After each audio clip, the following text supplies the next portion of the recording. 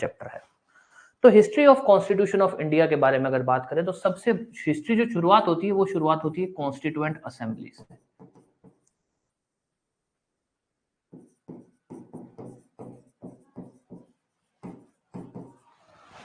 देश हमारा आजाद हुआ 1947 में, देश आजाद हुआ 1947 में, पर मोटा मोटी अगर बात करें तो 1920 के आसपास से देश के अंदर एक तरह से क्रांति आ चुकी थी। 1940 के अंदर, 1940 के अंदर, जिसको हम बोलते हैं अगस्त ऑफर, ब्रिटिश सरकार, उस समय की क्या होती थी, ब्रिटिश गवर्नमेंट, उसने ये बात मानी कि एक कॉन्स्टिट्यूएंट असेंबली बनाई जाएगी। उसने इस बात को माना क्योंकि इंडिया वाले डिमांड करने लग गए थे, क्योंकि मोटा मोटी बात हो चुकी थी कि अब हम आजाद होंगे, तो डिमांड करने लग गए थे कि हम एक कॉन्स्टिट्यूएंट असेंबली बनाना चाहते हैं। क्यों? ताकि हमारा संविधान कैसे होगा, हम लोगों को चलाने के लिए जो कानून बनाया जाएगा वो कैसा होगा, हम डिसाइड करेंगे। तो हालांकि डिमांड तो काफी 10-15 साल पहले से ही होने लग गई थी। 1940 के अंदर ब्रिटिश सरकार ने डिमांड मान ली थी, जिसको हिस्ट्री में बोला जाता है अगस्त ऑफर। अगस्त ऑफर 1940 के अंदर ब्रिटिश सरकार ने मान लिया था कि ठीक है, आपको कॉन्स्टिट्यूएंट असेंबली दिया जाएगा। कैसे दिया जाएगा, क्या होगा, उसमें कौन लोग होंगे, कितने मेंबर होंगे, कुछ अभी तक फाइनल नहीं हुआ था। इस चीज को जो 1940 में हुई थी बात एक्सेप्ट, इसको 1946 जुलाई अगस्त के अंदर 6 साल लग गए, 6 साल लग गए, कॉन्स्टिट्यूएंट असेंबली बनी, एस्टेब्लिश हुई। 6 साल लग गए ये चीज फाइनल करने में कि इसके अंदर लोग कितने होंगे, जो लोग होंगे वो इलेक्ट कैसे होके आएंगे। क्योंकि ऐसा था कि अगर अपने इंडिया की बात करें, अगर ये इंडिया था तो इंडिया के अंदर चाहे कितने भी स्टेट थे, छोटे मोटे, कितने भी, छोटा बड़ा, कितने भी स्टेट ले लो आप चाहे, कई स्टेट तो ऐसे थे जो ब्रिटिशर्स के डायरेक्ट कंट्रोल में थे। कई स्टेट ऐसे थे जो ब्रिटिशर्स के डायरेक्ट कंट्रोल में थे, उसको बोल सकते थे आप ब्रिटिश इंडिया। ब्रिटिश इंडिया, जहां पे शासन उन्हीं का डायरेक्ट शासन था। कई जगह ऐसा था जहां पे संधि हो रखी थी, जहां पे शासन राजा का होता था, प्रिंसली स्टेट बोला जाता था जिसको, जहां पे शासन राजा का होता था, और जो सरकार, ब्रिटिश सरकार जो होती थी वो हमको एक उन राजाओं को कंट्रोल करती थी। तो डायरेक्ट कंट्रोल नहीं था उनका, उनका इनडायरेक्ट कंट्रोल था। तो ब्रिटिश, जब इंडिया की अगर बात करें तो दो इंडिया थे, एक तो था ब्रिटिश इंडिया, एक था प्रिंसली स्टेट्स। जैसे राजस्थान की बात करें तो राजस्थान के अंदर ब्रिटिशर्स का कभी डायरेक्ट कंट्रोल नहीं रहा, उन्होंने डायरेक्ट राज नहीं किया, वो यहाँ के जो राजा थे उन्हीं के थ्रू रहे। ठीक है, एग्जाम्पल आपको कहीं भी देखना हो ना, आप सिंपल देख लेना, वो स्टेट जहां पर आज भी राजाओं की डायनेस्टी बची हुई है वो सब प्रिंसली स्टेट्स थे।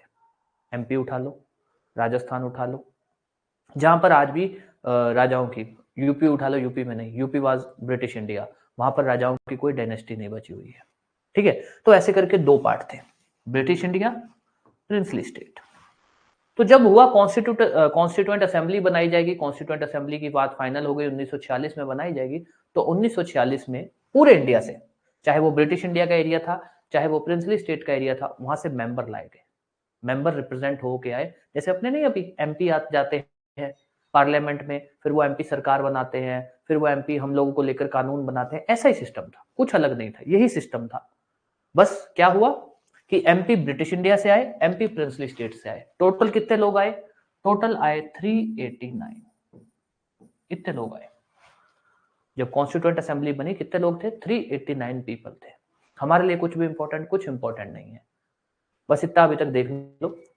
कॉन्स्टिट्यूएंट असेंबली, जिसके बारे में obvious being a law student हम लोग कई बार बात करते हैं कि अरे ड्राफ्ट किसने किया, ड्राफ्ट किया जी, मतलब एक कमेटी थी, ड्राफ्टिंग कमेटी, जिसके चेयरमैन थे डॉक्टर बी आर अम्बेडकर साहब। तो उन्होंने ड्राफ्ट किया, और एक पूरी कमेटी थी, ठीक है, चलो वो चेयरमैन भले थे पर उस चेयरमैन में और भी लोग थे। वो एक कमेटी थी। तो हम बात करते हैं भाई, वो कॉन्स्टिट्यूएंट असेंबली की कमेटी थी। कॉन्स्टिट्यूएंट असेंबली में कई कमेटी बनाई गई थी। एक कमेटी थी जो किस पे काम कर रही थी? देश को यूनाइट करने पे, सभी स्टेट को आपस में जोड़ने पे। कोई कमेटी थी जो किस पे काम कर रही थी? जो ये कर रही थी कि भाई देश के अंदर किस किस चीजों की जरूरत है। कोई कमेटी है जो लोगों के लिए मतलब लोगों के पास जा रही थी और उनसे उनकी ओपिनियन ले रही थी। कोई कमेटी थी जिसको किस काम पे लगाया हुआ था कि आप संविधान बनाओ, तो ऐसे करके कमेटियां बनाई गई। तो वो जो पूरी असेंबली थी, जैसे आज मान लो एक पार्लियामेंट है, पार्लियामेंट एक पूरी असेंबली है और उस असेंबली के अंदर अंदर छोटी मोटी कमेटियां होती है, कैबिनेट की कमेटी अलग होती है और भी कमेटीज, ऐसे करके। तो 1940 में कॉन्स्टिट्यूएंट असेंबली की डिमांड एक्सेप्ट की गई, 1946 में बनी थी। 1946 में जब बने थे तो 389 मेंबर्स थे। कितने मेंबर्स थे? 389 मेंबर्स तब तक थे। कोई भी कुछ भी क्वेश्चन हो तो आप पूछ लेना, बेसिक छोटी सी हिस्ट्री बताऊंगा मैं आपको, क्योंकि अपना मेन टॉपिक है सोर्सेस। 389 मेंबर्स थे। अब यहां ध्यान देना, फर्स्ट मीटिंग, अब यहां ध्यान देना बस एक बार। कॉन्स्टिट्यूएंट असेंबली बनी 1946 में, मतलब 1946 जुलाई अगस्त में। पहली मीटिंग हुई 9 दिसंबर 1946। संविधान कब तक बना दिए इन्होंने? 26 नवंबर 1949। आखिरी मीटिंग कब हुई? 24 जनवरी 1950। ये लास्ट मीटिंग थी इनकी। उसके बाद कॉन्स्टिट्यूएंट असेंबली खत्म हो गई थी। ये पहली मीटिंग थी।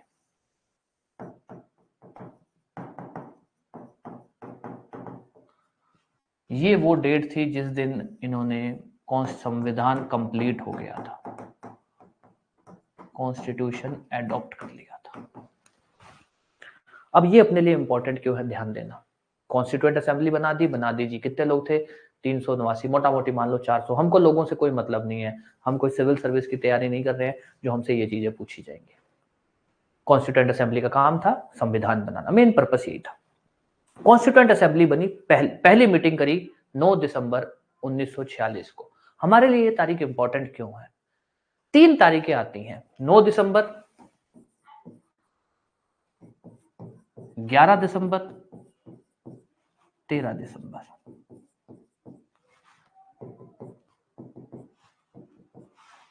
9 दिसंबर वो तारीख थी जिस तारीख को इन्होंने पहली मीटिंग की, और पहली मीटिंग के अंदर इन्होंने एक प्रोटेम स्पीकर बनाया। प्रोटेम स्पीकर मतलब कि भाई अभी के लिए अपना एक चेयरमैन बना दो, फिर अपने फाइनल चेयरमैन बनाएंगे। जैसे आज भी होता है कि पार्लियामेंट क्या करती है, पार्लियामेंट ले लो, विधानसभा के चुनाव ले लो, जब भी क्या होता है, जब जैसी नई सरकार बनती है ना, तो नई सरकार क्या करती है, स्पीकर या डिप्यूटी स्पीकर तो चलो बाद में बना लेंगे, एक काम करो, एक बार प्रोटेम स्पीकर बना दो, जो कब तक रहेगा, जब तक असली आदमी, असली स्पीकर का चुनाव नहीं हो जाता। उसी तरह से इन्होंने 9 दिसंबर को पहली मीटिंग की, जिसके अंदर इन्होंने पहला स्पीकर, पहला चेयरमैन अपना बनाया था। पहला प्रोटेम चेयरमैन था सच्चिदानंद सिन्हा, मिस्टर सच्चिदानंद सिन्हा। ये भाई साहब प्रोटेम चेयरमैन थे, टेम्परेरी बोल सकते हो आप। अब ये हमारे लिए इंपॉर्टेंट नहीं है, पर एक्चुअली में हमारे लिए जो इंपॉर्टेंट है वो ये है। 11 दिसंबर को पहला चेयरमैन बनाया गया, जो थे डॉक्टर राजेंद्र प्रसाद, डॉक्टर राजेंद्र प्रसाद। और यही भाई साहब आगे जाके बने थे देश के पहले राष्ट्रपति।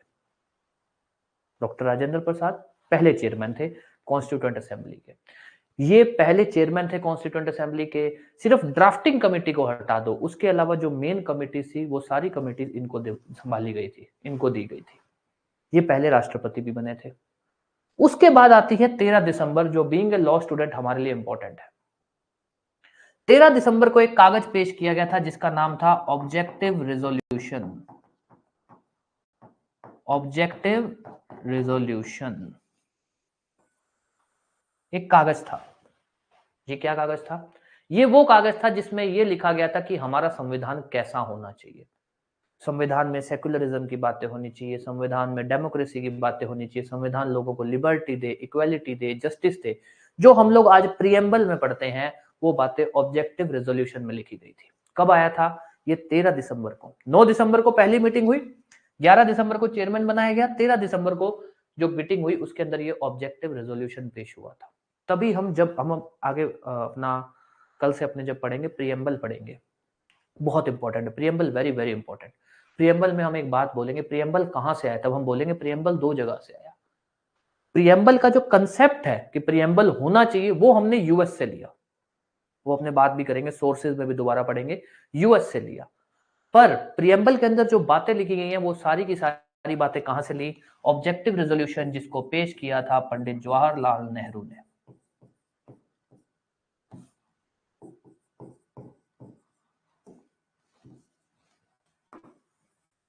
पंडित जवाहरलाल नेहरू ने। तो अब ध्यान देना, कॉन्स्टिट्यूएंट असेंबली कब बनी? 1946 में। इंपॉर्टेंट अपने लिए कुछ नहीं है, बस ये ध्यान रखना 9 दिसंबर 1946 से लेकर 26 नवंबर 1949 तक, मोटा मोटी इतना समय लगा था इसको संविधान बनाने में। पहली मीटिंग यहां से चालू हुई थी और उसके बाद पहली मीटिंग 9 दिसंबर को जब इन्होंने टेम्परेरी चेयरमैन बनाया। 11 दिसंबर को इन्होंने चेयरमैन अपॉइंट किया, डॉक्टर राजेंद्र प्रसाद, वही आगे जाके राष्ट्रपति बने। और 13 दिसंबर को इन्होंने एक कागज पेश किया था, ऑब्जेक्टिव रेजोल्यूशन। हमारे लिए इंपॉर्टेंट है ये कागज, क्योंकि प्रियम्बल की जितनी भी बातें वो सब यहां से। ये एक क्वेश्चन, सिर्फ एक क्वेश्चन बनता है ये। Being a law student, preamble, हम प्रियम्बल में एक बात बोलेंगे कि प्रियम्बल क्या है? कॉन्स्टिट्यूशन का बेसिक फीचर है। प्रियम्बल क्या है? प्रियम्बल कॉन्स्टिट्यूशन का मेन पर्पस बताता है। तो आपसे ये चीज पूछी जा सकती है कि प्रियम्बल कहां से आया? प्रियम्बल यूएस से आया। प्रियम्बल के अंदर जो बातें लिखी गई हैं वो कहां से आई? ऑब्जेक्टिव रेजोल्यूशन नाम का एक डॉक्यूमेंट पेश किया गया था। ऑब्जेक्टिव रेजोल्यूशन मतलब एक कागज था जिसका नाम, जिसका पर्पस क्या था? ये बताना कि हमारा जो संविधान बनेगा उसका ऑब्जेक्ट कैसा होना चाहिए, उसका वो किस चीज को अचीव करना चाहिए। That is objective resolution. किसने पेश किया? पंडित जवाहरलाल नेहरू ने। उसके अंदर क्या बातें लिखी गई थी? जो प्रियम्बल की बातें थी सारी वही बातें थी। कब पेश हुआ? 13 दिसंबर 1946 को। कोई भी डाउट, कुछ भी?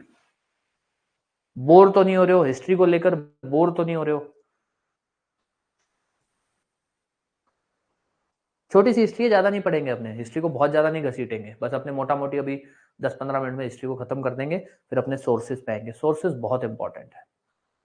मैंने जब पहला पेपर दिया था तब भी सोर्सेज से क्वेश्चन आया था। मतलब कॉन्स्टिट्यूशन के मैंने जितने भी पेपर उठाए हैं प्री के, कॉन्स्टिट्यूशन के जितने भी पेपर उठाए हैं उन ज्यादातर पेपर में मैंने देखा है कि सोर्सेज से क्वेश्चन आया है प्री में, और सोर्सेज आपके प्री पर्पज से ही इंपॉर्टेंट है। ठीक है, अब आते हैं आगे। ये मोटा मोटी हमको पता लग गया कि भैया ऐसा है। ये तीन आपकी इंपॉर्टेंट जो तरीके थी वो थी। तारीख हमको याद नहीं रखनी है, कुछ नहीं याद रखना, बस जानकारी रख लेना। अब आते हैं कि भाई कॉन्स्टिट्यूएंट असेंबली का काम क्या था? संविधान बनाना। अब एक चीज पे ध्यान रख लेना बस, कि कॉन्स्टिट्यूएंट असेंबली पहली मीटिंग हुई, उस पहली मीटिंग में ही इन्होंने कमेटियां बनानी चालू कर दी थी। भाई कमेटी बनाओ, ये कमेटी होगी, इस कमेटी का ये हेड होगा, इस कमेटी में ये लोग होंगे। हमारे लिए सारी कमेटी इंपॉर्टेंट नहीं है। अगर आप कोई बुक उठाओगे, आप कोई मतलब अगर गूगल पे भी जाओगे तब भी बहुत सारी कमेटीज हैं और आपको हर कमेटी की डिटेल बता दी जाएगी, पर अपने लिए किसी काम की नहीं है। हमारे लिए सिर्फ एक ही कमेटी काम की है, ड्राफ्टिंग कमेटी। और उसमें भी हमारे लिए कुछ पूछा नहीं जाता, हमसे कुछ नहीं पूछा जाता, बट ठीक है फिर भी पढ़ लेते हैं। कितने लोग थे? आ जाओ जी। Doctor B R Ambedkar. दूसरा मोहम्मद सदुल्ला। K M Munshi. चौथा गोपाल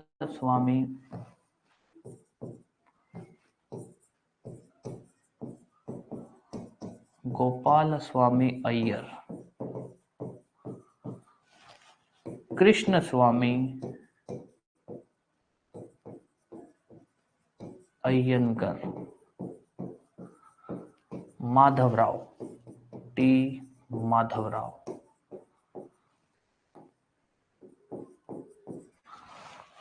तीन, चार, पांच, छह, कौन कौन से हो गए? अम्बेडकर साहब हो गए, मोहम्मद सदुल्ला, के एम मुंशी, गोपाल स्वामी अय्यर, कृष्ण स्वामी अय्यर, टी माधवराव, एक और बी एल मित्रा।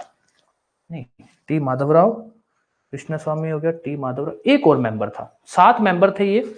एक और मेंबर था, एक मेंबर मुझे याद नहीं आ रहा। एक मेंबर अगर किसी को याद हो तो प्लीज बता देना। 7 मेंबर थे। बी एल मित्रा मर गए थे। हाँ, कृष्ण स्वामी, कृष्णामचारी,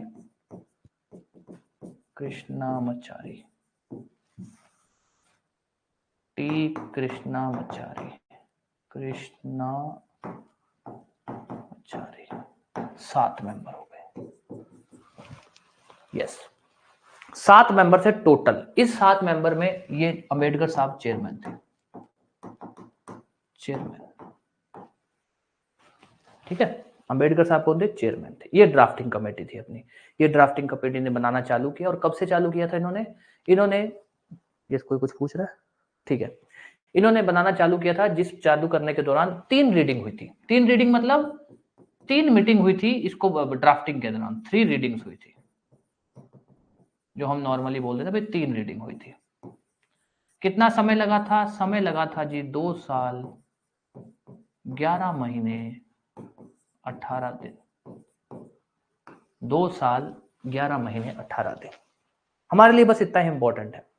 ड्राफ्टिंग कमेटी थी, ड्राफ्टिंग कमेटी में 7 लोग थे, जिसमें ये चेयरमैन थे। चेयरमैन पढ़ना, मेंबर चाहे मत पढ़ना, कोई फर्क नहीं पड़ता। इतना समय लगा था, 2 साल 11 महीने 18 दिन का समय लगा था। उसके अलावा कुछ भी ऐसा जो अपने लिए इंपॉर्टेंट है या जानने लायक बात है? हाँ, उसके अलावा ये है कि फोर्स में आ गया था 26 जनवरी 1950 को। हमने एडॉप्ट कर लिया था 26 नवंबर 1949 को।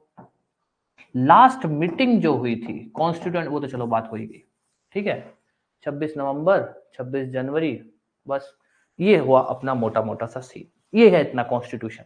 और हिस्ट्री के बारे में बात करें, मोटा मोटी हिस्ट्री, कॉन्स्टिट्यूएंट असेंबली बनाई गई। कॉन्स्टिट्यूएंट असेंबली बनी 1946 में, जिसकी पहली मीटिंग हुई 9 दिसंबर 1946 को। 9 दिसंबर को पहली मीटिंग हुई। आखिरी मीटिंग जो इनकी हुई थी, इन्होंने आखिरी मीटिंग की थी 24 जनवरी 1950 को। देश को रिपब्लिक करने से 2 दिन पहले 24 जनवरी 1950 को इन्होंने आखिरी मीटिंग की थी। नहीं, नॉट रेलेवेंट, नॉट रेलेवेंट, ठीक है। जैसे आपने बोला भाई डीपी खेतान, बीएल मित्रा साहब भी थे, उन्होंने भी रिप्लेस।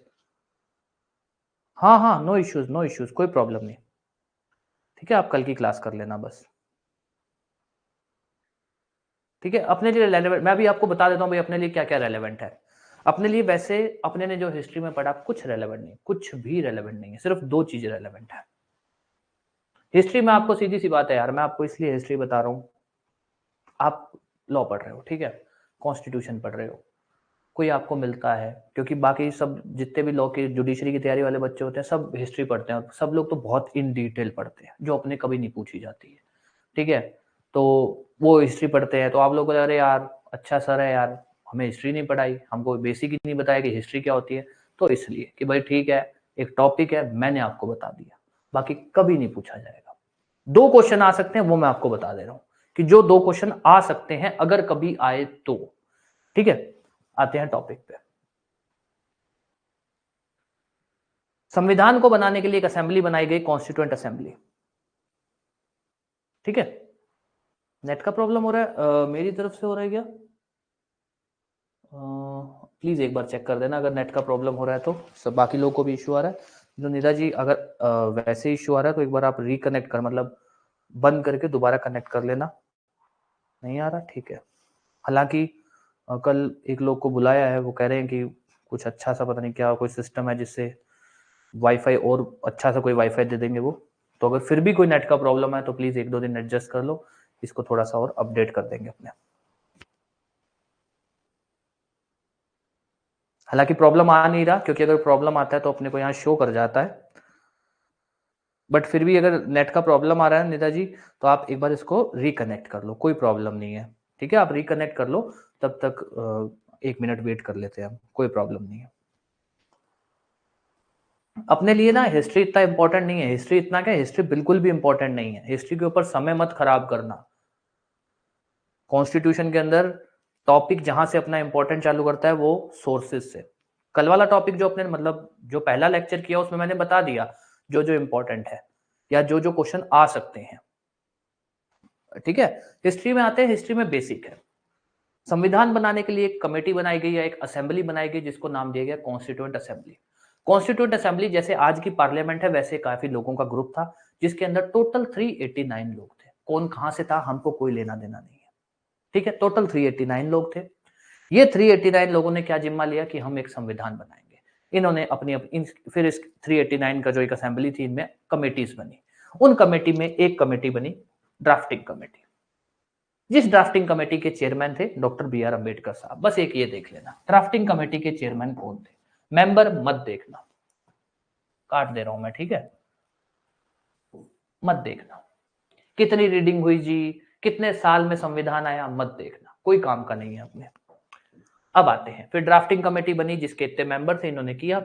ड्राफ्टिंग कमेटी को लेकर जो पहली मीटिंग हुई थी वो 9 दिसंबर 1946 को हुई थी, और जो इनकी आखिरी मीटिंग हुई थी वो हुई थी देश को रिपब्लिक, मतलब 26 जनवरी 1950 को संविधान लागू होना था, फोर्स में आना था, उससे 2 दिन पहले इन्होंने सब लोगों ने मीटिंग की और अपने ही आप को भंग कर दिया कि अब कोई कॉन्स्टिट्यूएंट असेंबली नहीं होगी, देश में लेजिस्लेचर चलेगा। लेजिस्लेचर मतलब जो एक पार्लियामेंट बोल दो, वो चल रहा था। वो कब से चलने लग गया था? 15 अगस्त 1947 से, ठीक है, वो चलने लग गया था। 9 दिसंबर 1946 को पहली मीटिंग हुई, 24 जनवरी 1950 को आखिरी मीटिंग हुई।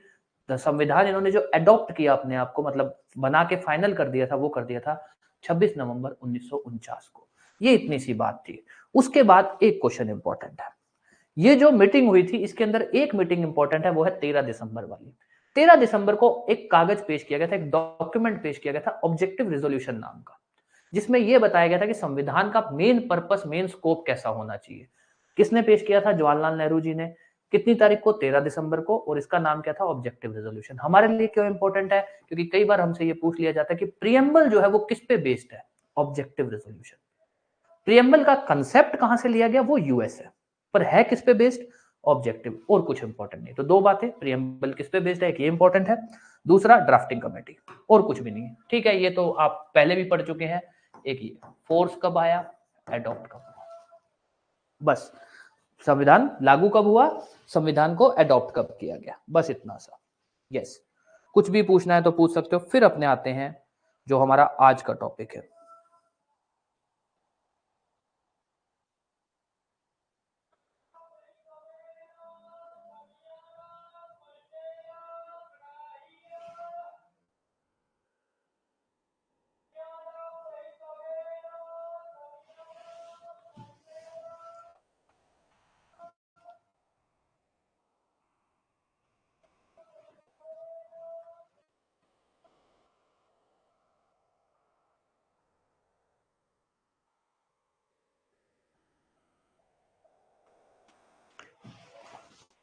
एडॉप्ट मतलब हमने बना के कंप्लीट करके फाइनल जिसको बोलते हैं ना भाई, हो गया था, पर लागू नहीं हुआ था, फोर्स में नहीं आया था। एडॉप्ट मतलब कंप्लीट कब तक हो चुका था, हमने ये एक्सेप्ट कर लिया था कि हाँ यही हमारा संविधान होगा, तो हम बोलते हैं एडॉप्ट, कि हमने एडॉप्ट, हमने एक्सेप्ट कब कर लिया था, या ये फाइनल कब कर दिया था कि यही हमारा संविधान होगा। तो फाइनल तो हमने 26 नवंबर को ही कर दिया था 1949 में, पर हमने इसको जब लागू किया, वो लागू किया 26 जनवरी 1950 को।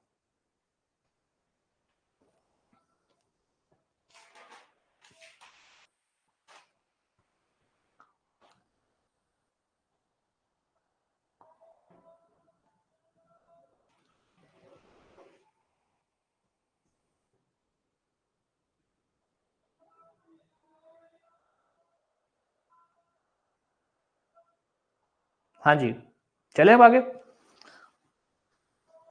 तू टिक के जा दो। चलो अब आते हैं हमारे टॉपिक पे। वैसे तो इस टॉपिक का नाम है सोर्सेज ऑफ इंडियन कॉन्स्टिट्यूशन, कि हमने संविधान कहां से लिया। एक्चुअली एक डिबेट चलती है, जो एक अपने तो काम की नहीं है, बट वैसे एक डिबेट चलती है कि जो इंडियन कॉन्स्टिट्यूशन है वो बैग ऑफ बोरोइंग है। बैग मतलब भाई ये मान लो एक पोटली है जिसमें सब बातें लिखी गई, और बातें क्या है, ऐसा नहीं है कि मैंने खुद कमाई है, नहीं, मैंने इससे पकड़ा ये रख दिया, उससे पकड़ा ये रख दिया। फॉर एग्जाम्पल, मैंने कपड़े पहन रखे हैं, मैंने क्या किया, ये जैकेट किसी से मांग ली, टी शर्ट किसी और से मांग ली, ठीक है, जीन्स किसी से मांग ली, चप्पल किसी से मांग ली, ये करके मैंने जो है कपड़े पहन लिए। एक है मैंने खुद कमाया हूं। तो हम लोग को ये बोला जाता है कि जो इंडियन कॉन्स्टिट्यूशन है वो बैग ऑफ बोरोइंग है। इसमें अपने अपने ओपिनियन है। कोई बोलता है भाई बैग ऑफ बोरोइंग कैसे है, हमने तो सिर्फ उनके आइडियाज लिए कि अच्छा एक ऐसी चीज होनी चाहिए, पर बनाया तो हमने अपने हिसाब से ना। बात सही भी है, हमने एक आइडिया लिया कि इक्वालिटी का कंसेप्ट होना चाहिए, हमने आइडिया लिया कि हाँ यार एक फॉर एग्जांपल लेते हैं भाई, एक इंडिपेंडेंस ऑफ जुडिशरी का कंसेप्ट होना चाहिए, पर बनाया तो हमने अपने हिसाब से ना। आइडियाज इसलिए लिया कि भाई वो लोग पहले से आजाद थे, वो लोग पहले से, भाई जैसे फॉर एग्जांपल ये मान लो कि भाई आप आज पढ़ रहे हो, आप आज पढ़ रहे हो, आपने कोई एक पर्सन है जो जज बन चुका है, आपने उससे पूछा भैया तुम क्या करते हो, कैसे किया, तुमने क्या स्ट्रेटेजी फॉलो की, तुमने क्या टाइम टेबल फॉलो किया, उसने आपको बता दिया। बाद में आपने, ऐसा तो नहीं एज इट इज, आपने क्या किया, उसको अपने हिसाब से मॉडिफाई कर लिया, टाइम टेबल को थोड़ा बहुत मॉडिफाई कर दिया, रिवीजन के स्ट्रेटेजी को थोड़ा मॉडिफाई कर दिया, एंड देन उसको आपने उसको अपने आप पे अप्लाई कर लिया। अब ये तो नहीं कह सकते ना कि आपका सिलेक्शन उस पर्सन की वजह से हुआ, मेहनत तो आपने की ना। आपने अगर उस स्ट्रेटेजी को फॉलो भी किया तो जो उसको मॉडिफाई किया है, उस स्ट्रेटेजी को फॉलो करने का तरीका अपनाया, वो तो आपने खुद अपनाया ना। तो ठीक है, कहा जाता है बैग ऑफ बोरोइंग है, वो इसलिए कहा जाता है क्योंकि बाहर के लोग जो है, आज भी देश का मतलब पूरे विश्व का सबसे बड़ा कॉन्स्टिट्यूशन है, आज तक कोई ऐसा संविधान नहीं बना पाया है, और ऑब्वियस बन भी नहीं पाएगा। इतना बड़ा संविधान बनाना कोई आसान काम नहीं है। तो क्योंकि उन लोगों के पास और कोई पॉइंट नहीं है कि ये कहने को लेकर कि संविधान अच्छा है या बुरा है, और ऑब्वियस संविधान बहुत अच्छा है, सब कुछ इसमें कवर किया गया है। लेंथीएस्ट कॉन्स्टिट्यूशन, जिसके अंदर एक छोटी से छोटी बात तक इंक्लूड की गई है। तो वो लोग, उनके पास और तो कुछ कहने को है नहीं, तो वो बस इतना बोल देते हैं बैग ऑफ बोरोइंग है। क्यों बोलते हैं? वो कहते हैं आपने ये चीज यहां से ली, वो चीज वहां से ली। हमारे लिए वो टॉपिक इंपॉर्टेंट क्यों है? हमारे लिए उस टॉपिक को पूछा जाता है सोर्सेज ऑफ इंडियन कॉन्स्टिट्यूशन के नाम से, जो ऑब्वियस नहीं, मेरा ऐसा मानना है, नहीं पूछा जाना चाहिए।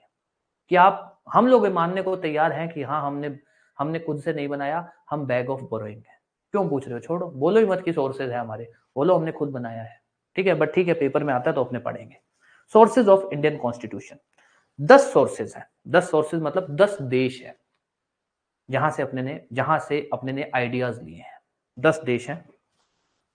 पहला यूनाइटेड किंगडम, दूसरा यूनाइटेड स्टेट, तीसरा कनाडा, चौथा ऑस्ट्रेलिया, पांचवा फ्रांस, छठा रशिया, सातवां जापान, आठवां जर्मनी, नौवां आयरलैंड, 10वां साउथ अफ्रीका।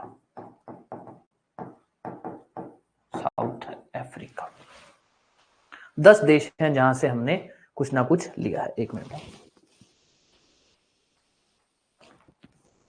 ठीक है। अब आते हैं टॉपिक पे। हमने 10 देशों से जो भी चीजें ली है वो ये सब है। अब आते हैं अपने टॉपिक पे।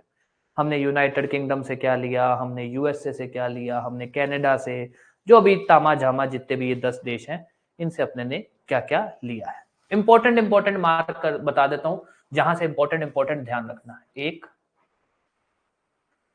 यूएसए से भी ध्यान रख लेना। 2, कनाडा से कुछ ऐसा रेसिड्यूरी पावर एडवाइजरी नहीं चाहिए।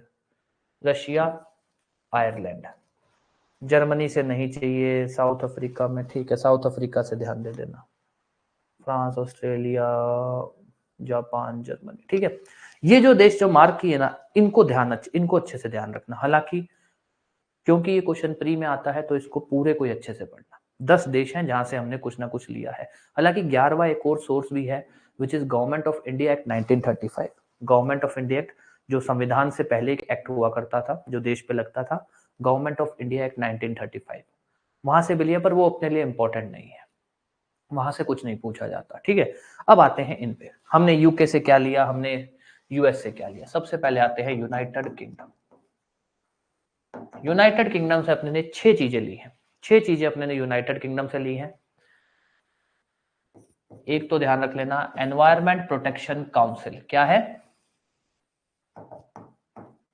एनवायरमेंट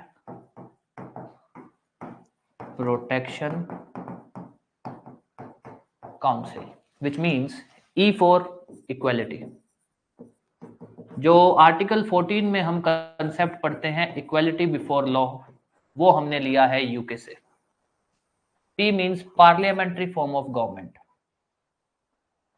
जो हम बातें पढ़ते हैं ना कि हमारे यहाँ पार्लियामेंट्री फॉर्म ऑफ गवर्नमेंट है, वो कंसेप्ट हमने कहां से लिया है? यूके से, ब्रिटेन। जो हम कंसेप्ट बात करते हैं सिटीजनशिप, हमारे यहाँ है सिंगल सिटीजनशिप, वो भी हमने लिया है यूके से। अब ध्यान देना, वैसे ज्यादातर यही पूछे जाते हैं। इक्वालिटी बिफोर लॉ कहां से लिया? वैसे तो इक्वालिटी का ही पूछा जाता है। सिंगल सिटीजनशिप का कंसेप्ट कहां से लिया? Parliamentary form of government. कैसे याद करोगे? यूनाइटेड किंगडम याद कर लो या बोल दो ब्रिटेन। इसमें याद कर लेना एनवायरमेंट प्रोटेक्शन काउंसिल, ईपीसी। उसके अलावा 3 और है। Controller and auditor general of India, जो हमारे कैग का कंसेप्ट है ना, कैग वाला, कि ऑडिट होगी, सरकारी खातों की टाइम टू टाइम ऑडिट होगी। ये भाई साहब हैं जो ऑडिट करेंगे, ऑफिसर हैं ये कंसेप्ट। बाइकैमरलिज्म, जिसके बारे में हम ये बोल सकते हैं 2 हाउसेस। हमारे यहाँ कंसेप्ट है ना, पार्लियामेंट जो है 2 हाउस रहेंगे, लोकसभा राज्यसभा, ये। And then is concept of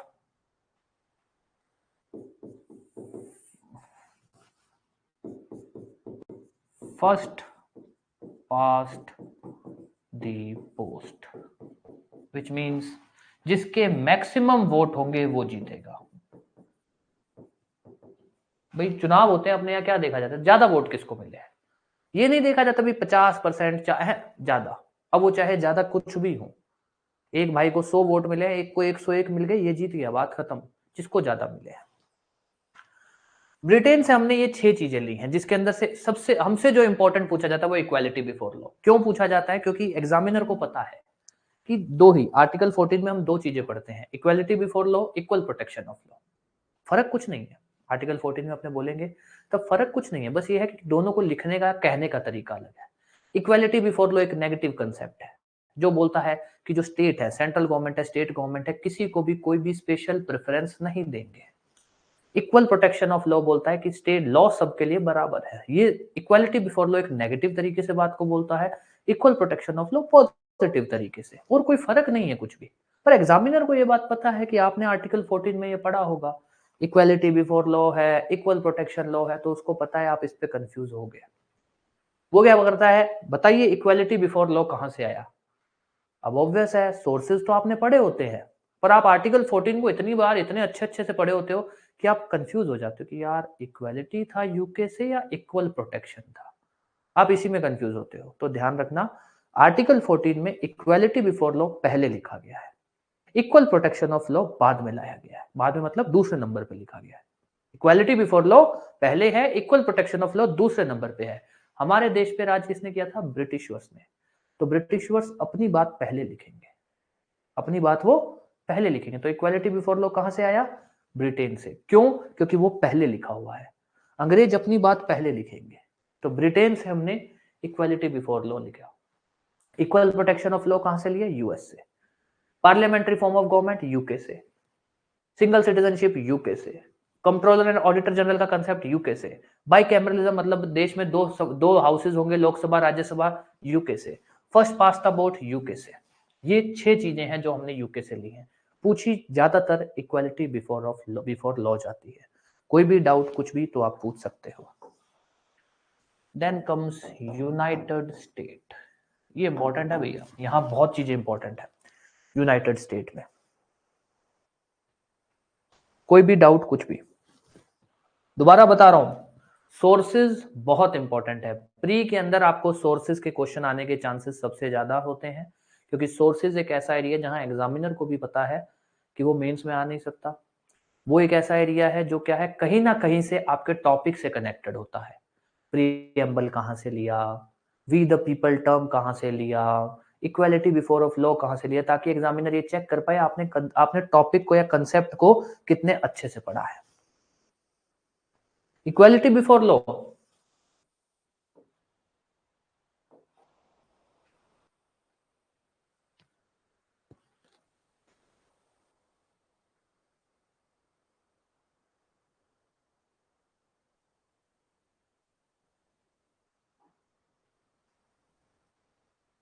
यार हिंदी में तो यार अभी इक्वालिटी बिफोर ऑफ लॉ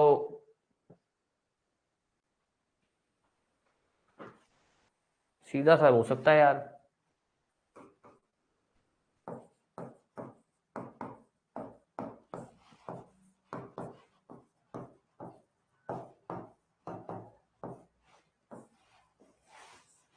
समानता का अधिकार हो गया, उसके अलावा नोट्स पे हो जाएगा यार, इतना एग्जैक्ट हिंदी तो मैं भी नहीं बता पाऊंगा यार। लास्ट वाला फर्स्ट पास्ट नहीं, मैं आपको एक बात बता देता हूँ, सॉरी मैं आपको बताना भी भूल गया यार, सॉरी यार मेरी गलती है। तो एक मिनट, ये जो वर्ड है ना, ये जो वर्ड है, एक मिनट, ये जो वर्ड है फर्स्ट पास्ट द पोस्ट, ये हिंदी में नहीं है। ये मैंने यहाँ पे इसलिए लिख दिया क्योंकि इंग्लिश मीडियम में क्या है, वो कई बार ये क्वेश्चन ये लाइन लिख देता है। आप लोगों के लिए सिंपल पूछा जाएगा, आप लोगों के लिए सिंपल ऐसा होगा कि भाई पहली बात तो ये question first past the post से आता नहीं है, फिर भी अगर आता है कि भाई सिंपल होगा कि भाई जिसके ज्यादा मतलब अधिक मत वाला जीतेगा, ये सिद्धांत कहां से लिया गया, ये बात कहां से ली गई, अगर आएगा तो। ये फर्स्ट पास्ट द पोस्ट तो है, एक इंग्लिश लाइन है, एग्जैक्ट बोलूं तो एक इंग्लिश थ्योरी होती है जैसे, तो वो है। इसका हिंदी में कुछ नहीं मतलब नहीं है। हिंदी में तो वो सिंपल लिखेगा भैया जिसके सबसे ज्यादा मत है वो जीतेगा। बताइए ये सिद्धांत कहां से लिया गया, वोटिंग का सिस्टम कहां से लिया गया, चुनाव का सिद्धांत कहां से लिया गया। पहली बात ऐसा क्वेश्चन आता नहीं है ना। ये फर्स्ट पास्ट द पोस्ट, इसका कोई हिंदी नहीं है, मैंने बताना भूल गया, जब मैं लिख रहा था मैंने सोचा था बताऊंगा। ठीक है, जैसे बाइकैमरलिज्म है, इसका कुछ हिंदी नहीं है, इसका कोई हिंदी नहीं है। ठीक है, अपने ट्रांसलेट करेंगे तो बन जाएगा, पर इसका कोई हिंदी नहीं है। आपको पेपर में ऐसा नहीं कि बाइकैमरलिज्म की हिंदी आएगी, नहीं, सीधा आएगा कि भाई नहीं 50% है वो, 50+1 नहीं, ये नहीं दीनदयाल जी, ये नहीं है 50+1 वाला कंसेप्ट नहीं है। 50+1 में आप जा रहे हो राष्ट्रपति के चुनावों के अंदर। हमारे यहाँ ये जो बात हो रही है ना मैक्सिमम वोट वाली, ये नॉर्मल चुनावों की बात हो रही है, जहां हम 50% पे नहीं जाते हैं। हम ये देखते हैं कि जिसके ज्यादा वोट है वो जीत गया, अब उसको चाहे वोट कितने ही मिले हो सकता है उसको 10% वोट ही मिले हो। ठीक है, हाँ ठीक है। आपको अगर आएगा ना संविधान के अंदर, ये नहीं आएगा, आपको सीधा आएगा पेपर में, अगर आएगा तो सीधा आएगा कि भाई लोकसभा राज्यसभा दो जो है पार्लियामेंट के जो दो हाउस हैं या दो एक तरह से, ठीक है, पर लोकसभा राज्यसभा का जो सिद्धांत है वो कहां से लिया गया, ऐसे आएगा। ठीक है, ये नहीं आएगा। Max first pass the post, ये इंग्लिश है जिनका जिनका कोई हिंदी ट्रांसलेशन नहीं बनता है, और एग्जामिनर और उसका हिंदी के अंदर भी अगर अपने बोलेंगे तो होते हैं कि अपने ट्रांसलेट कर रहे हैं, बट आपको ऐसा नहीं लिखा जाता है। ठीक है, आपको नहीं लिखा जाएगा। ओके, चलो अब आते हैं टॉपिक पे। Equality before law, parliamentary form of government, single citizenship, comptroller and auditor general, bicameralism और फर्स्ट पास द पोस्ट, ये कुछ एक टॉपिक है, ये कुछ एक चीजें हैं जो हमने कहां से ली, यूके से ली है। अब आते हैं यूएस पे, बहुत चीजें हैं यूएस से, बहुत ज्यादा चीजें हैं, और ध्यान देना यूएस से। संविधान में चालू करते हैं अपने। हमारे संविधान में सबसे पहला है, सबसे पहला कर ले तो प्रियम्बल। प्रियम्बल, प्रियम्बल का जो कंसेप्ट है ना, वो हमने यूएस से लिया है कि देश में एक संविधान का एक प्रियम्बल होगा। ये जो बात है ना कि संविधान का एक प्रियम्बल होगा, ये हमने कहां से लिया है, यूएस से लिया है। एक चीज, प्रियम्बल में एक सबसे पहले लाइन लिखी जाती है, वी द पीपल, हम भारत के नागरिक, वी द पीपल, हम भारत के नागरिक। वी ऐसे तो एक्चुअली में तो वो लाइन है, we the people of India, we the people of India. Actually में वो लाइन बोली ऐसे, इतनी बात, हम भारत के नागरिक। प्रियम्बल यूएस से लिया गया, प्रियम्बल होगा वी द पीपल, हम भारत के नागरिक, जो पहली लाइन है। क्यों? क्योंकि ये वो लाइन है जो ये बोलती है जिसमें कॉन्स्टिट्यूएंट असेंबली, जो प्रियम्बल में जब ये लाइन लिखी गई ना, तो कॉन्स्टिट्यूएंट असेंबली कह रही है हम नहीं, जो मान लो जैसे मान लो बी आर अम्बेडकर साहब है, वो कह रहे हैं हम, मैं नहीं संविधान दे रहा हूं देश को, देश वाले ही हैं जिन्होंने संविधान बनाया है, देश के लोग ही हैं जो अपने आप को संविधान दे रहे हैं। तो विच मीन्स जो संविधान है हम पे किसी ने थोपा नहीं है, हम लोगों ने खुद लिया है, हम लोगों ने खुद एक्सेप्ट किया है। तो ये जो बात है ना, we the people of India, ये लाइन जो ये बोलती है कि संविधान हमने खुद लिया है, हम खुद इंडिपेंडेंट है, हम खुद डेमोक्रेटिक है, हम खुद रिपब्लिक है। ऐसा नहीं कि हमको रिपब्लिक बनाया गया है, हमको डेमोक्रेटिक नहीं, हम खुद से बने हैं। एक मतलब एक तरह से इंडिपेंडेंस की बात बनती है कि हम खुद से बने हैं भैया, मुझे किसी ने बनाया नहीं है, हम खुद से बने हैं, हम खुद से डेमोक्रेटिक बने हैं, हम खुद से रिपब्लिक बने हैं, हम खुद से इंडिपेंडेंट है।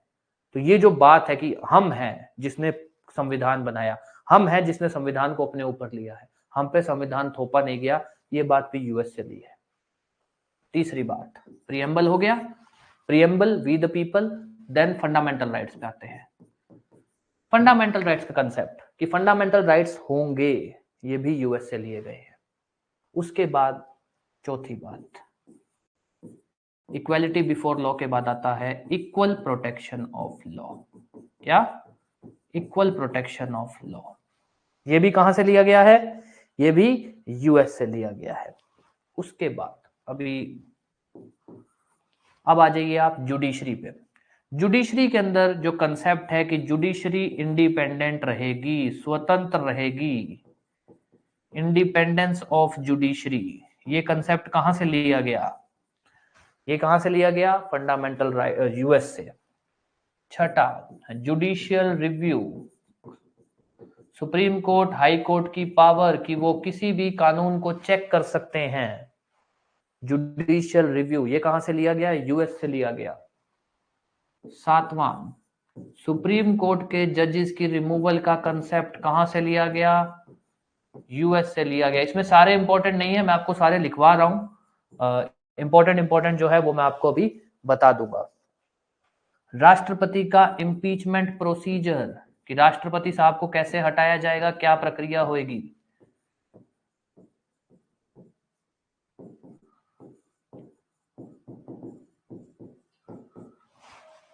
और उसके अलावा वो वाइस प्रेसिडेंट नाम की एक पोस्ट होगी। अब ध्यान देना क्या क्या इंपॉर्टेंट है। हमने प्रीएम्बल कहां से लिया, वी द पीपल टर्म कहां से आई, फंडामेंटल राइट का कंसेप्ट कहां से आया, इक्वल प्रोटेक्शन ऑफ लॉ कहां से आया, जुडिशियल रिव्यू कहां से लाया गया है। ये एक चीजें हैं जो इंपॉर्टेंट है।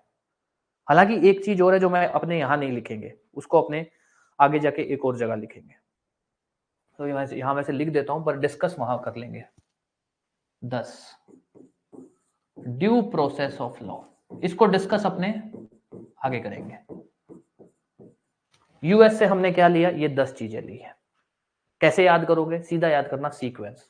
सबसे पहले आना प्रीएम्बल। प्रीएम्बल को लेकर दो चीजें, पहला कि प्रीएम्बल नाम की एक चीज होगी, वी द पीपल लिखा गया है, ये 2 लाइन, ये चीजें हमने कहां से ली? यूएस। ये क्वेश्चन आया हुआ है वी द पीपल वाला। प्रीएम्बल तो चलो आया ही हुआ है, वी द पीपल कहां से लिया गया था? हम भारत के नागरिक, प्रीएम्बल में जो लिखा गया है कहां से लाया गया था? देन उसके बाद आता है फंडामेंटल राइट्स। फंडामेंटल राइट का कंसेप्ट कि फंडामेंटल राइट होंगे, मौलिक अधिकार नाम जो किसी चीज होगी, यूएस से लिया गया। फंडामेंटल राइट के अंदर आर्टिकल 14 इक्वालिटी बिफोर लॉ कहां से? यूके से। Equal protection of law US से। 2 चीजें। देन उसके बाद आप आ जाना जुडिशरी में। जुडिशरी के अंदर judicial review, independence of judiciary, supreme court के जज को कैसे हटाया जा सकता है, ये सब। राष्ट्रपति के केस में राष्ट्रपति को कैसे हटाया जा सकता है। मोटा मोटी ये सब बातें ध्यान रख लेना जो यूएस से लिया गया। कोई भी डाउट, कुछ भी। सोर्सेज, दोबारा बोल रहा हूं, सोर्सेज इंपॉर्टेंट है। सोर्सेज इंपॉर्टेंट है, नॉट ऐसा नहीं कि एक हर सोर्स इंपॉर्टेंट है, नहीं कि भाई आपसे ये पूछ लेगा, नहीं, पूछेगा आपसे मोटा मोटी। जैसे यूके में, ब्रिटेन से पूछ सकता है equality before law, single citizenship, parliamentary form of government, ये सब चीजें। यूएस में से आपसे पूछ सकता है we the people, preamble, fundamental right, equal protection of law, judicial review. क्योंकि जुडिशियल रिव्यू क्या है, एग्जामिनर एक्चुअली देखो, एग्जामिनर सोर्सेज नहीं पूछता है।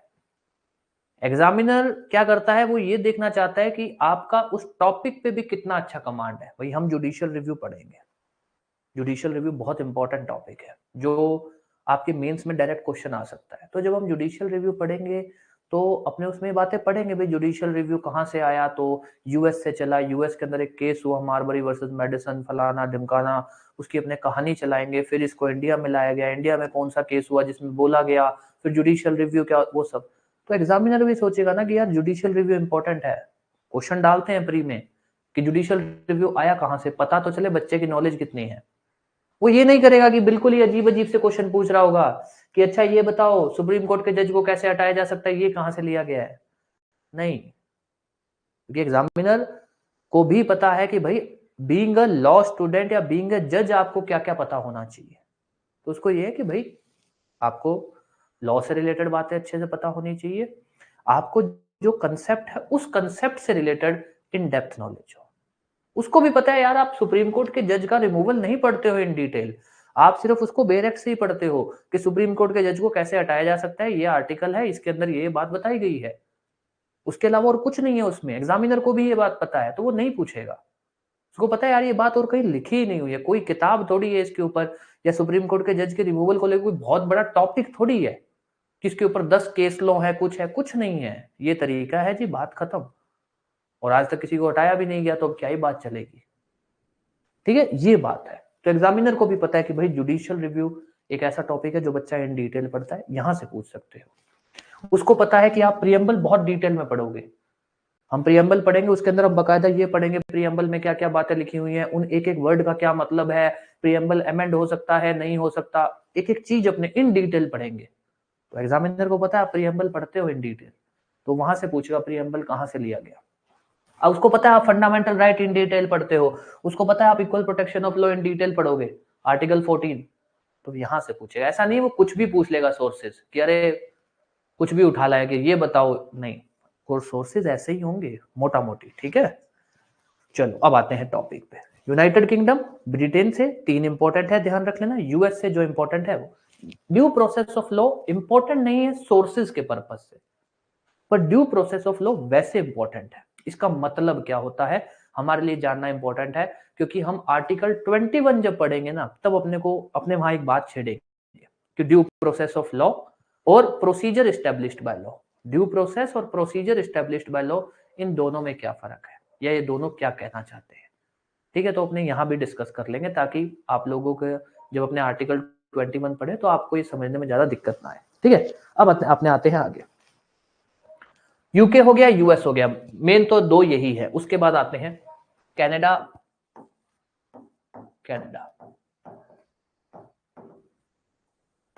कनाडा को लेकर अगर याद करना हो तो सिंपल सा याद कर लेना, राहुल गांधी, राहुल गांधी, RAG,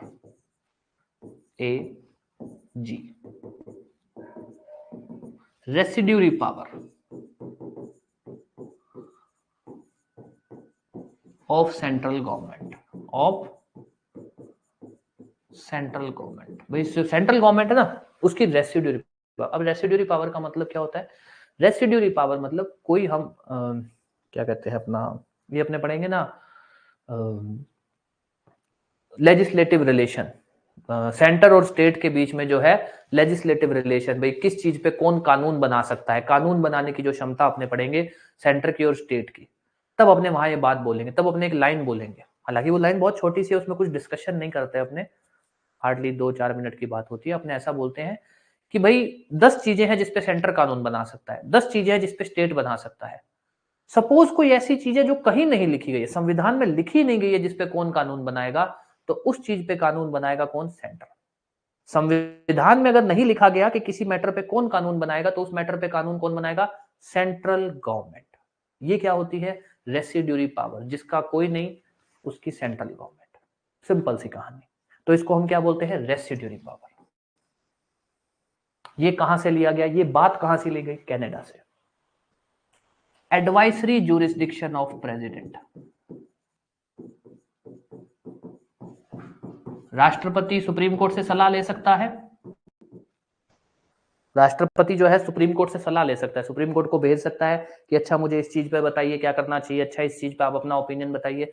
तो ये जो है ना राष्ट्रपति की सलाह लेने की जो ताकत है, कि वो सुप्रीम कोर्ट को कह सकता है कि मुझे अपना ओपिनियन बताइए, आपका इस मामले पे क्या कहना है, वो कहां से, वो कंसेप्ट कहां से लिया गया? कनाडा से। इंपॉर्टेंट है। Appointment of governor in state, her state में गवर्नर बैठेगा। इन स्टेट, राज्यपाल हर स्टेट में बैठेगा। कहां से लिया गया? कनाडा से। जो राष्ट्रपति राज्यपाल का जो कंसेप्ट है ना, कहां से लिया गया है? कनाडा से, कि हर स्टेट में गवर्नर बैठेगा। एक दूसरा, एडवाइजरी ज्यूरिसडिक्शन कहां से ली गई? कनाडा से। Then comes Australia.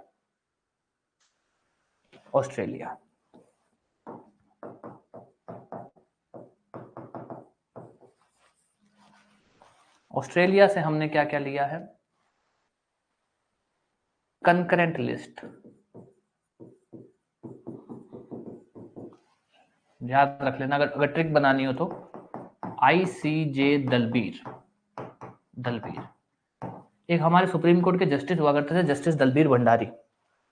ठीक है, वैसी कहानी बना रहे हैं जस्टिस दलबीर भंडारी, वो इंटरनेशनल कोर्ट ऑफ जस्टिस, क्या है, इंटरनेशनल कोर्ट ऑफ जस्टिस के हेड थे। Justice Dalbir Bhandari, international court of justice. C से क्या बना, कंकरेंट लिस्ट। आई से क्या बना, interstate trade and council. Interstate trade, interstate trade को लेकर जो कानून की बात है वो कहां से ली गई, ऑस्ट्रेलिया से। ये हो गया। जे से हो गया जॉइंट सिटिंग। जो लोकसभा राज्यसभा की जॉइंट सिटिंग बैठ सकती है ना, हम पढ़ेंगे कि जॉइंट सिटिंग कब बैठ सकती है, किन चीजों पे बैठ सकती है। अगर दोनों लोग आपस में लड़ झगड़ लेते हैं, दोनों लोगों में आपस में किसी कानून बनाने को लेकर विवाद हो जाता है, तो जॉइंट सिटिंग बैठती है। कहां से लिया गया ये बात, ऑस्ट्रेलिया से। And then draft of preamble, ये क्या है जी, ध्यान देना, ये ड्राफ्ट का मतलब क्या है, जो अपना प्रीएम्बल है ना, वो ऐसे एक पन्ना सा है, ये जो ऊपर ऐसे क्या होगा, कैसे लाइनें लिखी जाएंगी, ये कहानी। ऐसा नहीं कि प्रीएम्बल का सिद्धांत, नहीं, ड्राफ्ट। प्रीएम्बल एक पेज होगा, उस पर कैसे क्या लिखा जाएगा, प्रीएम्बल हेडिंग होगी, ये सब चीज, वो बात नॉट इम्पॉर्टेंट। बस क्या इंपॉर्टेंट है, यहां से कुछ भी इंपॉर्टेंट है क्या, कुछ भी इंपॉर्टेंट नहीं है। ऑस्ट्रेलिया से कुछ भी इंपॉर्टेंट नहीं है। आईसीजे दलबीर, इंटरस्टेट ट्रेड को लेकर प्रावधान, कंकरेंट लिस्ट नाम की बात है। कंकरेंट लिस्ट मतलब एक ऐसी लिस्ट है जिसके अंदर ये बताया गया है कि भाई वो बातें जिन पे दोनों लोग कानून बना सकते हैं, सेंटर स्टेट दोनों कानून बना सकते हैं, उस लिस्ट को हम बोलते हैं कंकरेंट लिस्ट। लोकसभा राज्यसभा की ज्वाइंट सिटिंग हो सकती है, इस बात को लेकर कहा, ये जो प्रावधान है कहां से लिया गया, ऑस्ट्रेलिया से। हाँ जी, हाँ जी, इंडिया में बाद में, ये पहले से बने हुए थे इन कंट्रीज में, ठीक है। अब आते हैं, कितने हो गए अपने, कनाडा हो गया, सॉरी ब्रिटेन हो गया, यूएस हो गया, कनाडा हो गया, ऑस्ट्रेलिया हो गया। अब छोटे छोटे से हैं, थोड़ा ध्यान रख लेना, कोई भी डाउट हो कुछ भी हो तो आप पूछ लेना। अब आते हैं फ्रांस, कुछ भी इंपॉर्टेंट नहीं है, बस इतना ध्यान रख लेना, रिपब्लिक। फ्रांस में आर, आर से रिपब्लिक। रिपब्लिक का जो सिद्धांत है, रिपब्लिक का मतलब कि देश के जो नेता होंगे वो इलेक्ट किए जाएंगे, चुनाव होंगे देश में, क्या चुनाव होंगे देश में, हमारा देश गणतंत्र होगा। ये बात कहां से ली गई है, फ्रांस से। कहां से ली गई है, फ्रांस से। उसके बाद फ्रांस हो गया, रशिया, ये ध्यान रख लेना भैया, रशिया, फंडामेंटल ड्यूटीज, ये इंपॉर्टेंट है, क्या है, fundamental duties. France, Russia, Japan. Japan से हमने, चलो लिख देते हैं, प्रोसीजर एस्टेब्लिश्ड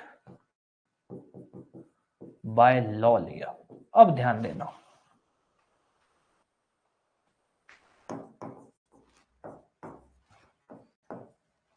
इंपॉर्टेंट है, इंपॉर्टेंट है। Japan, Germany. अब ध्यान देना, दो चीजें हैं, एक due process of law, interesting है, इस टॉपिक को अच्छे से समझना। एक प्रोसीजर एस्टेब्लिश्ड बाय लॉ,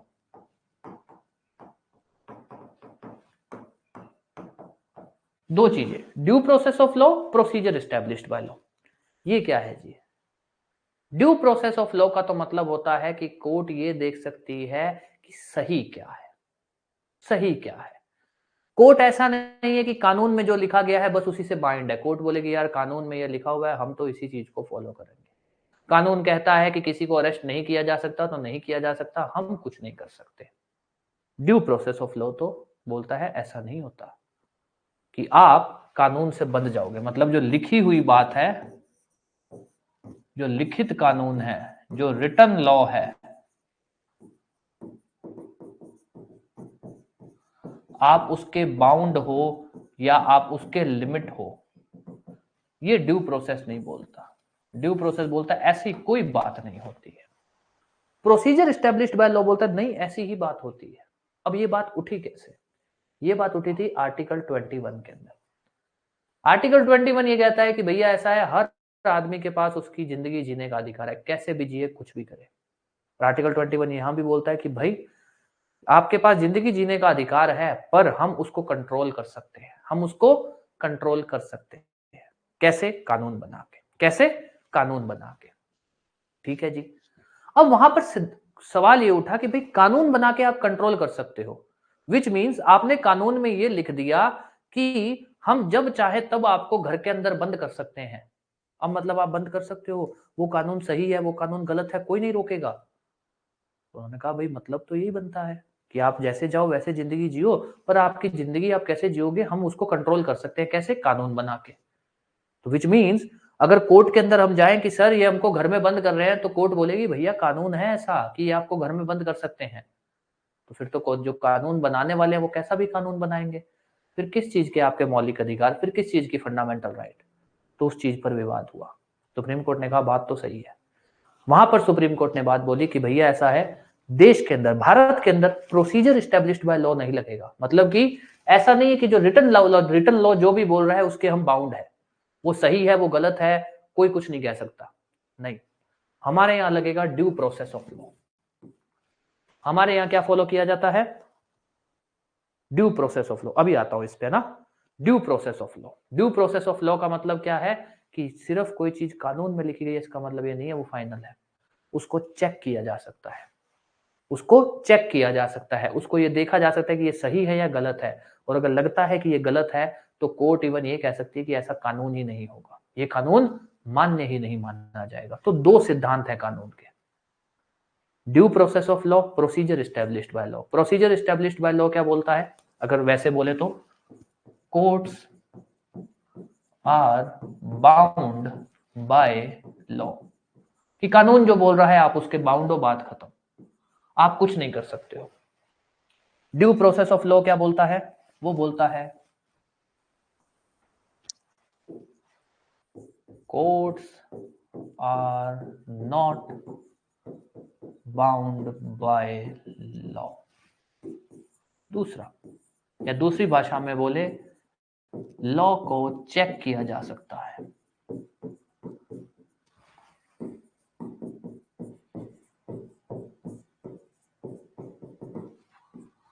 और अगर पाया जाता है कि वो लॉ सही नहीं है, फॉर एंड्स ऑफ जस्टिस बोल दो, या फिर जैसे सूरज ने एक प्रॉपर एक लाइन लिख दी है, ठीक है, एक लाइन बोल सकते हो, अगर वो सही है। हालांकि अपने इसको आर्टिकल 21 में भी पढ़ेंगे, बहुत इन डिटेल पढ़ेंगे कि on grounds of equity, justice and good conscience, तो हम उसको बोल सकते हैं। अपने लिए अभी बस इतना ही समझना कि दो सिद्धांत है, due process, procedure established by law. हमारे देश में क्या फॉलो होता है?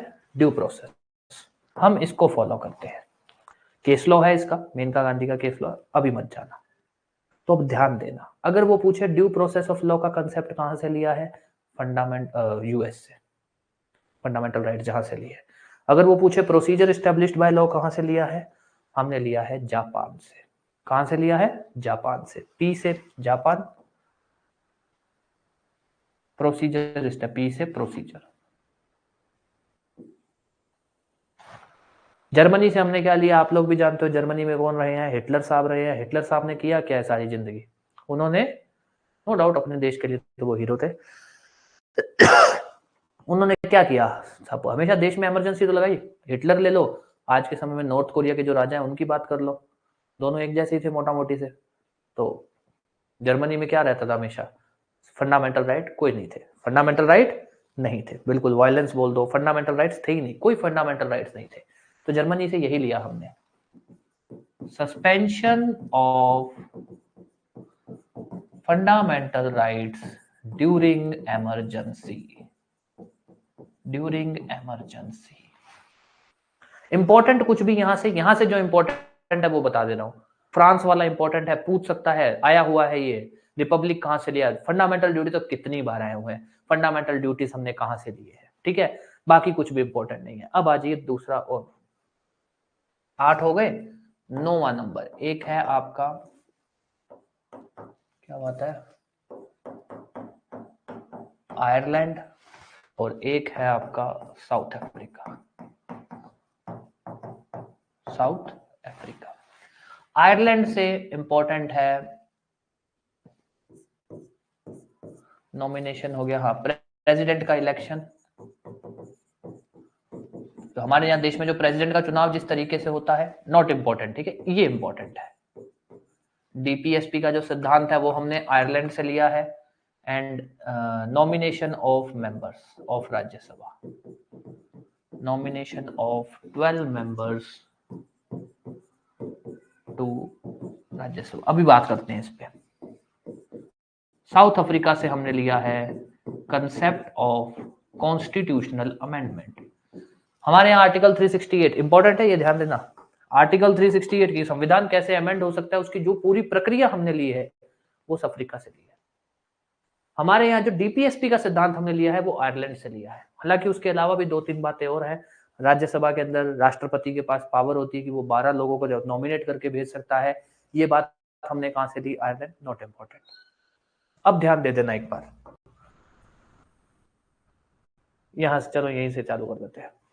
10 देश हैं जहां से हमने कुछ ना कुछ बात अडॉप्ट की है। पहला साउथ अफ्रीका। याद करने का तरीका देखो, कंट्रीज के नाम आपको याद करने पड़ेंगे। साउथ अफ्रीका से हमने लिया है कॉन्स्टिट्यूशनल अमेंडमेंट। याद करने का तरीका, ए से अफ्रीका, ए से अमेंडमेंट। आयरलैंड से हमने लिया है डीपीएसपी। आयरलैंड, डेन, शेर के घर को क्या बोलते हैं, डेन। शेर का घर है आयरलैंड में। डेन के अंदर से बस इतना सा देख लेना कहां गया, DPSP. Then comes France. France के अंदर आर, रिपब्लिक, आर से रिपब्लिक। रशिया से फंडामेंटल ड्यूटीज, ठीक है, क्योंकि रशिया आप भी जानते हो रशिया देश कैसा सा है, 2 ही तो देश हैं, रशिया और जर्मनी। रशिया आज के समय में ये कहता है कि भैया ऐसा आपकी ड्यूटीज देखो, राइट पे मत जाओ, कोई राइट्स नहीं है आपकी, राइट्स की ज्यादा टेंशन मत लो, ड्यूटीज देखो देश के प्रति आपकी क्या ड्यूटीज है, रशिया उस पर ध्यान रखता है, तो फंडामेंटल ड्यूटीज। जर्मनी से हमने क्या लिया है, सस्पेंशन ऑफ, हम जब बात करते हैं ना इमरजेंसी के दौरान फंडामेंटल राइट, वो जर्मनी से है, नॉट इंपॉर्टेंट।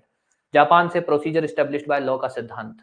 कनाडा से हमने लिया है रेसिड्यूरी पावर। कुछ भी इंपॉर्टेंट, बस एक ये इंपॉर्टेंट है, advisory jurisdiction of president. Australia से हमने लिया है इंटरस्टेट ट्रेड को लेकर प्रावधान, कंकरेंट लिस्ट की बातें, जॉइंट सिटिंग, प्रीएम्बल का ड्राफ्ट। कुछ भी इंपॉर्टेंट नहीं है। कनाडा ऑस्ट्रेलिया से कुछ खास इंपॉर्टेंट नहीं है इतना। यूएस से काफी इंपॉर्टेंट है, प्रीएम्बल, वी द पीपल वाली लाइन, फंडामेंटल राइट का concept, equal protection of law, judicial review का सिद्धांत। यूके ब्रिटेन से हमने जो जो लिया है वो है एनवायरमेंट प्रोटेक्शन काउंसिल, मतलब equality before law, parliamentary form of government and single citizenship का कंसेप्ट। ये सब चीजें कुछ एक आई है। यस, कुछ भी आपको पूछना है तो पूछ सकते हो। सोर्सेज दोबारा बोल रहा हूं, प्री के अंदर आपको सोर्सेज से क्वेश्चन जरूर मिलेगा, तो उसको अच्छे से करके जाना। आज अपने ने 2 टॉपिक पढ़े। पहला हमने हिस्ट्री की बात की, हिस्ट्री नॉट इंपॉर्टेंट, बस 2 चीजें हिस्ट्री में वो देख लेना, एक तो वो ऑब्जेक्टिव रेजोल्यूशन वाली बात ध्यान रख लेना, एक चेयरमैन, ड्राफ्टिंग कमेटी के चेयरपर्सन कौन थे, चेयरमैन कौन थे, ठीक है, और कुछ मत देखना। सोर्सेज के अंदर 10 देश हैं, 10 कौन कौन से देश हैं, किस देश से हमने क्या क्या लिया है वो देख लेना, ठीक है। ये कुछ एक मोटा मोटी सी बातें हैं। कोई भी डाउट, कुछ भी आपको पूछना है तो पूछ सकते हो। पहले ही बता रहा हूं, अभी तक अपने ने जो पढ़ा ऐसा नहीं कि इंपॉर्टेंट नहीं है, नो डाउट चांसेस कम है यहां से आने के, बट इंपॉर्टेंट है। आज अपने ने जो पढ़ा, कुछ भी ऐसा क्वेश्चन नहीं, कुछ भी ऐसा टॉपिक नहीं है जो मेंस में आएगा, प्री में आएगा। पर पिछली क्लास में अपने जो पढ़ा वहां प्री मेंस दोनों में से आ सकता है। अगली क्लास में अपने ऑब्वियस चालू करेंगे preamble. Preamble very very important. हाँ जी, नहीं नहीं नहीं नहीं, हाँ कह सकते हैं। 1 मिनट, हाँ 1 मिनट, इस पे आ जाता हूँ, एक बार मैं टॉपिक पे आ जाता हूँ। कहाँ गया ड्यू प्रोसेस, ठीक है, टॉपिक कहाँ गया अपना, हाँ ये रहा। ये जो अपनी कहानी है ना, इसी से हम एक बात ले आते हैं ऐसा, जैसे ड्यू प्रोसेस ऑफ लॉ, मतलब कोर्ट चेक कर सकता है, तो इससे हम ला सकते हैं ये बात। ऐसी बात नहीं है कि जुडिशियल रिव्यू हो सकता है, ये हम बात बोल सकते हैं, कुछ ऐसा नहीं है कि जुडिशियल रिव्यू भी एक तरह से ड्यू प्रोसेस ऑफ लॉ का ही सिद्धांत है, या ड्यू प्रोसेस ऑफ लॉ में से ही निकाला गया है। पर एक्चुअली क्या, ड्यू प्रोसेस ऑफ लॉ हम तो बहुत बाद में लाए हैं। हम ड्यू प्रोसेस ऑफ लेके आए थे, मेनका गांधी का केस है, आई थिंक 1978 का, नहीं 1978 का ही है, ठीक है। ये 1978 का केस है, जब सुप्रीम कोर्ट ने बोला कि भैया हम प्रोसीजर नहीं, हम ड्यू प्रोसेस को फॉलो करेंगे, विच मींस हम कानून को भी चेक कर सकते हैं। पर जुडिशियल रिव्यू तो हमारे पास पहले से ही था, जुडिशियल रिव्यू हम लोग पहले से ही लेकर चल रहे थे। जुडिशियल रिव्यू तो मार्बरी वर्सेस मेडिसन का केस लॉ था, उसके बाद जब मतलब यूएस का केस लॉ था, और एज इट इज वैसे का वैसे ही जब हमने संविधान अडॉप्ट किया, एज इट इज वैसे का वैसा ही हमने जुडिशियल रिव्यू को भी अडॉप्ट कर लिया था, है ना। सेपरेशन ऑफ पावर मुझे नहीं पता, मेरे हिसाब से मुझे नहीं पता, मुझे नहीं नॉलेज। सेपरेशन ऑफ पावर का मुझे नहीं नॉलेज भाई, ये कहां से सिद्धांत लिया? ओ हाँ, यस लिया है, याद आ गया। अगर वैसे बात की जाए तो कोई कंट्री हो तो मुझे पता नहीं, गवर्नमेंट ऑफ इंडिया एक्ट से।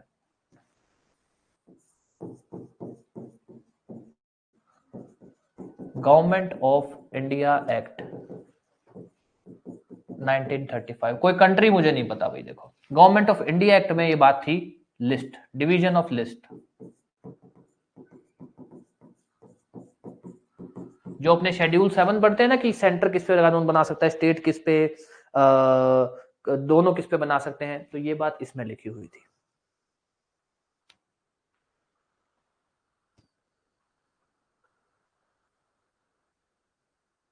किसमें, लाइक जुडिशियल रिव्यू के अंदर बात कर रहे हो? नहीं नहीं, इंडिपेंडेंट तो जुडिशरी पहले से ही था भाई। इंडिपेंडेंस ऑफ जुडिशरी ऐसा है कि भाई जुडिशरी का इंडिपेंडेंस का जो अपने बात बोलते हैं,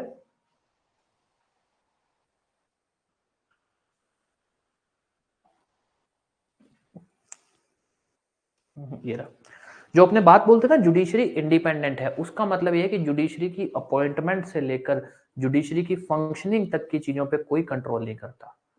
आप अपने आर्टिकल 124 से 147 पढ़ेंगे, आर्टिकल नंबर छोड़ दो, सुप्रीम कोर्ट पढ़ेंगे अपने, तो सुप्रीम कोर्ट में हम बात पढ़ेंगे कि भैया अपॉइंटमेंट कौन कर रहा है, उसकी सुप्रीम कोर्ट को लेकर सुप्रीम कोर्ट के रूल्स कौन बनाएगा, सुप्रीम कोर्ट के अंदर अपॉइंटमेंट कौन करेगा, सुप्रीम कोर्ट के अंदर कोई भी प्रोसीडिंग को लेकर रूल कौन बनाएगा, सब कुछ सुप्रीम कोर्ट, सब कुछ सुप्रीम कोर्ट। इवन अपने वो पढ़ेंगे, एक केस लॉ भी पढ़ेंगे ऐसा, मतलब लेटेस्ट सा केस लॉ है जिसके अंदर ये बात बोली गई होगी कि भाई ऐसा है, सुप्रीम जुडिशरी इंडिपेंडेंट है, जुडिशरी की अपॉइंटमेंट के अंदर आप किसी तरह की कोई भी सरकार, सेंट्रल गवर्नमेंट, स्टेट गवर्नमेंट, किसी भी तरह का कोई भी कंट्रोल नहीं कर सकता। इसी वजह से ही तो वो बना था national judicial appointment commission, national judicial appointment commission बनाया गया था, बंद कर दिया था उसको, वॉइड डिक्लेयर कर दिया कि नहीं, ये जुडिशरी की इंडिपेंडेंस के खिलाफ है। तो इंडिपेंडेंस का मतलब क्या है, जुडिशरी की फंक्शनिंग इंडिपेंडेंट होगी, अपॉइंटमेंट से लेकर रूल बनाने तक की चीजें सब जुडिशरी के पास रहेंगी, हर चीज की पावर किसके पास होगी, जुडिशरी के पास।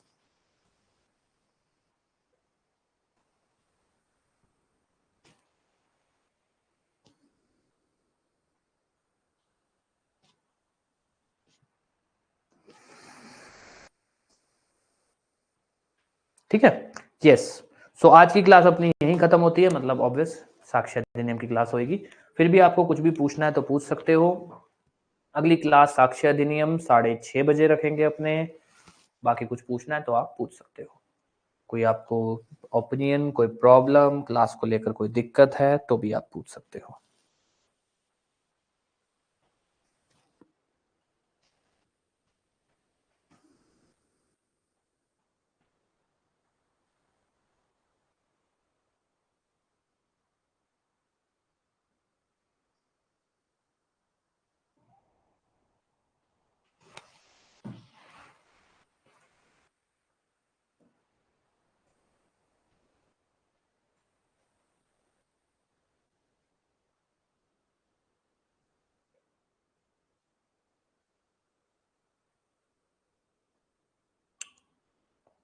चलिए जी, ठीक है, फिर अब क्लास खत्म करते हैं।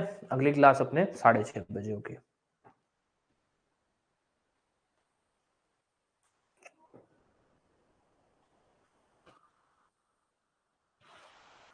Okay, thank you.